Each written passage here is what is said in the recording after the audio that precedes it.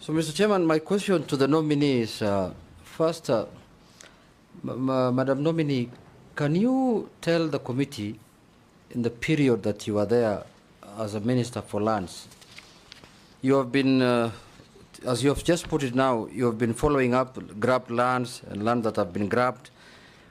Can you mention which public land can you say you have recovered from grabbers as of now?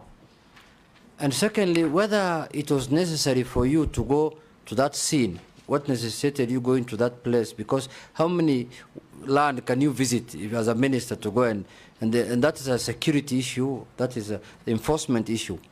But more importantly, there was a bill that was authored from the ministry, the Lands Amendment Act, that was withdrawn by the majority leader. And you wanted to take the powers of the National Land Commission completely. What necessitated that? What was the reason behind why you wanted to usurp the powers of the Independent Commission? And lastly, the issue of disappearance of files in the Ministry of Land still exists. Kenyans go to the Ministry of Land, Ardhi House, they can't find their files. And we have been told that land was being digitized since when the former cabinet secretary was there, Farida. Up to that time, up to now, from that time up to now, digitization is still going on. But files cannot be traced. When will this issue of disappearance of Kenyans' files end, Madam CS? Thank you very much. Nominees, thank you very much. The Honorable Ichung'wah had asked the same question on the, what is our mandate vis-a-vis the mandate of the National Land Commission, and are we respecting the mandates of the, is there any issue? As far as I'm concerned, Honorable Speaker, there is no problem or challenge. We've not had any conflict or fight between my office and the office of the National Land Commission. In fact, I would say that I am having quite a cordial working relationship with the chairman and his commission. But that does not mean then we abscond or we abandon our duty, and therefore each has their mandate. Our main mandate in relation to titling is we are the ones, the minister is the one who does the leases. In fact, all leases in this country are signed by the minister. I would say not my signature, but for the minister. So I take responsibility for all the leases, including those that are going around there that are fraudulent. Secondly, we also do the title deed or the certificates of title. That's done by my registrars. So to that extent, then, our work is different because the National Land Commission's main mandate is to manage public land, administration and management of public land.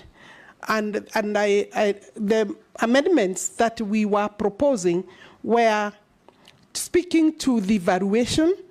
I still think that I will be able to come and persuade Parliament that valuation of government projects land, compulsory acquisition should be, the valuation should be done by the owners of the project, by the government, because we are the, you see, the National Commission is an independent organ of this country. And therefore, if it is the government that is doing its projects, there is nothing wrong in them doing the evaluations between the buyer and the government. And therefore, I think those are some of the amendments we were proposing. That does not take any power of the commission given under the Constitution. I think you could talk about maybe the law, but anything that is not working for the government within the law then requires some changes. You are aware that we have had a big challenge as a government by overstating and overvaluing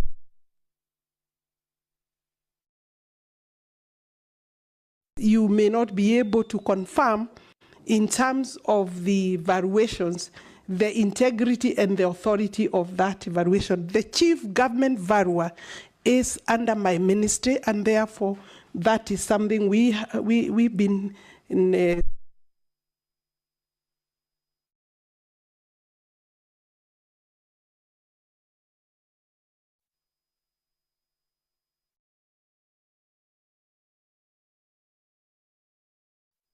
the leases are, what they do is to provide allotment, is to allow allotment and give no objection for allotments to be issued by the county governments, and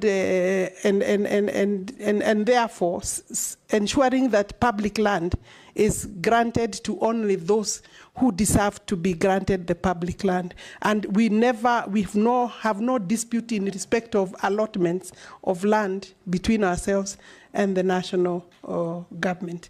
So in terms of going to how many places can I go, if I can go to 5 or 10 and provide the statement that is needed to stamp authority of the government in terms of telling the cartels that I'm here and I will not allow, and I can tell you, Honorable Speaker, it has worked to some extent. But I said what I need is the law to be explicit, to be clear, to be able to tackle the problem of cartel. Otherwise, nobody is safe with their title deed if we are not going to deal a death blow to cartels. And I'm willing to walk along that journey with the Parliament. Thank you, Chairman. I'll just make a brief comment because I was going to also ask some questions on the